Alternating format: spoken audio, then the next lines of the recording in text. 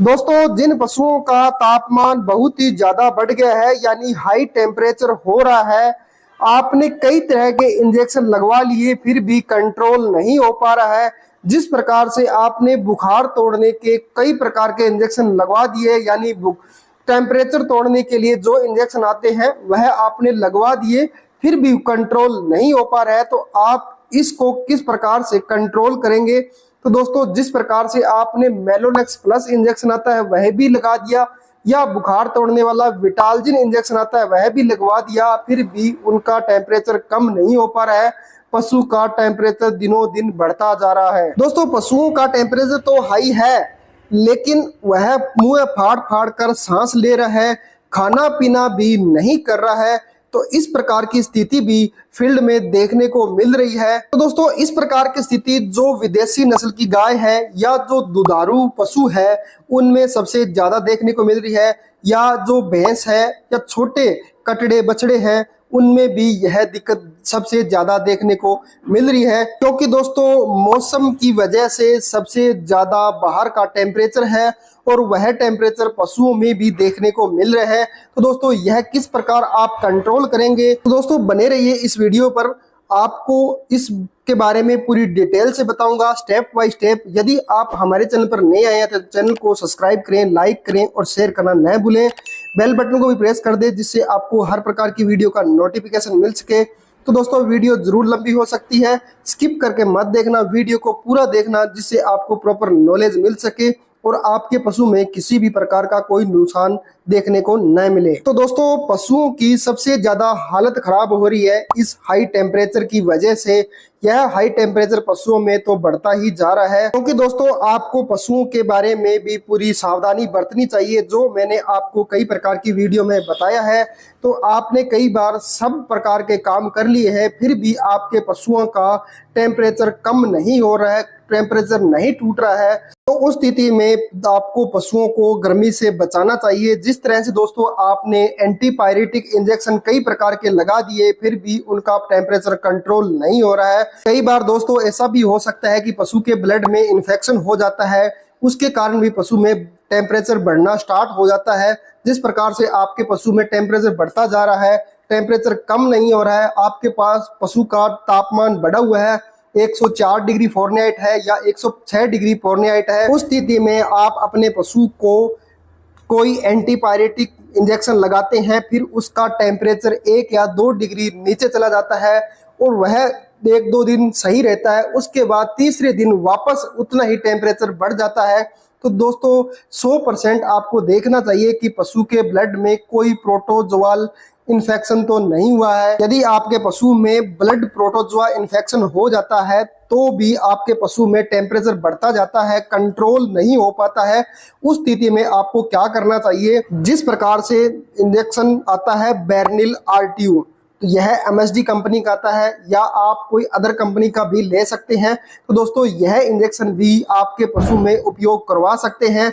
जिस प्रकार से आपके पशु में टेम्परेचर बढ़ा हुआ है, टेम्परेचर नहीं टूट रहा है, आपके पशु में 106 डिग्री फ़ारेनहाइट टेम्परेचर है, तो उस स्थिति में आप यह बेरनिल आरटीयू इंजेक्शन यूज करवाना होता है। आपको बहुत ही अच्छा बेहतरीन रिजल्ट देखने को मिलेगा। यदि दोस्तों आपको अच्छा रिजल्ट लेना है तो यह बेरनिल आरटीयू इंजेक्शन अपने पशुओं में जरूर यूज करवाएं।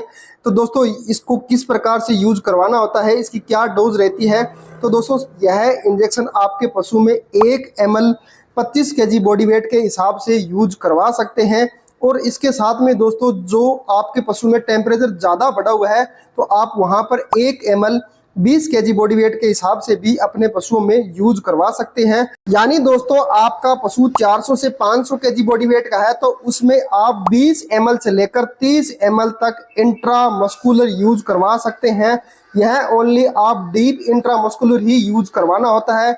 जिस प्रकार से दोस्तों आप यह इंजेक्शन पशु के गर्दन में ही डीप लगा सकते हैं तो वहां पर आपको अच्छा रिजल्ट देखने को मिलेगा। दोस्तों, चाहे आपका पशु प्रेग्नेंट है या नॉन प्रेग्नेंट है तो आप बेझिझक होकर इस इंजेक्शन का यूज करवा सकते हैं, बिल्कुल सेफ इंजेक्शन है।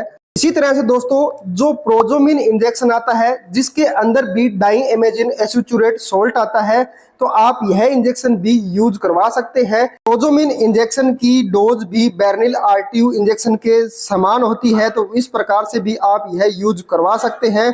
दोस्तों प्रोजोमिन इंजेक्शन भी बेरनिल आरटीयू से प्रेगनेंसी में ज्यादा सेफ माना जाता है, तो आप यह इंजेक्शन भी अपने पशु में यूज करवाएंगे तो बेहतरीन रिजल्ट देखने को मिलेगा। दोस्तों इस इंजेक्शन की आपको सिंगल डोज ही लगानी है, यानी यह इंजेक्शन 72 घंटे तक काम करता है। यदि आपके पशु में ज्यादा क्रिटिकल स्टेज होती है तो यह आप 48 घंटे बाद भी रिपीट कर सकते हैं, क्योंकि यह इंजेक्शन 48 से 72 घंटे तक बहुत ही अच्छा वर्क करता है। इसलिए आप यह इंजेक्शन तो लगाना ही लगाना है। इसके साथ में जिस प्रकार से जो एंटीबायोटिक इंजेक्शन आपको लगानी है वह आपको लगानी है ऑक्सी टेट्रासाइक्लिन, यानी जिस प्रकार से जो ऑक्सीनेक्स आती है, तो यह इंजेक्शन भी आप अपने पशुओं में एंटीबायोटिक के रूप में लगवा सकते हैं। दोस्तों इस एंटीबायोटिक को आप यानी ऑक्सी टेट्रासाइक्लिन को 20 ml से लेकर 30 ml तक इंट्रामस्कुलर या इंट्रावेनस भी यूज करवा सकते हैं। आपको बहुत ही अच्छा बेहतरीन रिजल्ट देखने को मिलेगा। इसके साथ साथ में दोस्तों आप एक मल्टीविटामिन इंजेक्शन भी यूज करवाना होता है, जिस प्रकार से जो माइक्रोटोन इंजेक्शन आता है एनीमेक्स फार्मा कंपनी का, तो आप यह यूज करवा सकते हैं। इस इंजेक्शन के अंदर बी कॉम्प्लेक्स के साथ साथ कई प्रकार के विटामिन मिले होते हैं, तो आपको बहुत ही अच्छा रिजल्ट देता है। यह इंजेक्शन आप 10 ml से लेकर 15 ml तक इंट्रामस्कुलर या इंट्रावेनस अपने पशुओं में यूज करवा सकते हैं। आपको बहुत ही अच्छा बेहतरीन रिजल्ट देखने को मिलेगा। इसी के साथ में दोस्तों आपको एक इंजेक्शन का और यूज कराना होता है, जिस प्रकार से जो सीपीएम इंजेक्शन आता है जिसके अंदर क्लोरफेनरामेलिएट सोल्ट मिलता है, तो यह इंजेक्शन आप अपने पशुओं में 10 से 15 ml तक इंट्रामस्कुलर यूज करवा सकते हैं और आप अपने पशुओं का टेम्परेचर कंट्रोल कर सकते हैं। लेकिन दोस्तों आपके पशु का टेम्परेचर अकेले इंजेक्शन से कंट्रोल नहीं हो सकता। जब आपके पशुओं में टेम्परेचर कम हो जाता है इंजेक्शन लगाने के बाद, उस स्थिति में आपको एक लिक्विड का और यूज करवाना होता है, तो आपके पशु में टेम्परेचर कंट्रोल कर सकते हैं। जिस प्रकार से दोस्तों आपके पशु स्ट्रेस में आ चुके हैं, हाँफ रहे हैं, मुंह फाड़ फाड़ कर सांस ले रहे हैं, खाना पीना भी कम कर रहे हैं, उस स्थिति में आपको जो केरेस की लिक्विड आती है जो ORT लार्ज के नाम से आती है, वह आप अपने पशुओं में यूज करवा सकते हैं। देखो दोस्तों इस ORT लार्ज के अंदर क्या क्या मिले होते हैं, इसके अंदर इलेक्ट्रोलाइट्स मिले होते हैं, इसके साथ साथ में जिसके कैल्शियम लैक्टेट होता है, कैल्शियम ग्लूकोनेट होता है, पोटेशियम क्लोराइड होता है, सोडियम क्लोराइड होता है, सोडियम सिट्रेट होता है, मैग्नीशियम सल्फेट होता है, सोडियम एसिड फॉस्फेट आदि सोल्ट मिले होते हैं, जो आपके पशुओं में टेम्परेचर को कंट्रोल करते हैं। जो पशु स्ट्रेस में चला गया है उसको भी यह कंट्रोल करता है, जिससे कि दोस्तों आपका पशु जल्द ही रिकवरी ले लेता है। तो दोस्तों यह ORT लार्ज आप अपने पशु में 200 ml सुबह के टाइम और 200 ml शाम के टाइम लगातार 2 दिन